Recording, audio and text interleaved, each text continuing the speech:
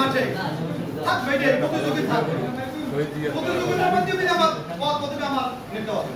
আমার কোনো কারো মধ্যে আক্ষেপ নাই, কিন্তু আমার একটি জিনিস সবচেয়ে আমার মনের আবেগ আর কষ্ট করে আমার ছাত্র ইউনিয়নের সাবেক চেয়ারম্যান, সাবেক সভাপতি, সাবেক হেডমাস্টার সবচেয়ে আমি যাকে বড় ভাই করে আর বাপ করে তাকে তো সম্মান কাজ তো করি, আমি তার কাছে কষ্ট।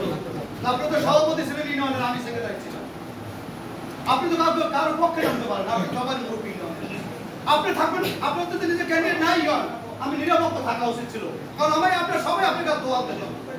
কারণ আমরা যে দুই ভাগে খাতে না, কিন্তু রেফারি লাগে না বলে মুখের ভাই হঠাৎ করে একটা পক্ষ নিল, কেমনে নিল, কিভাবে নিল, আমি বলতে চাই আপনি মুখের ভাই, আপনি বলতে আমার সম্মান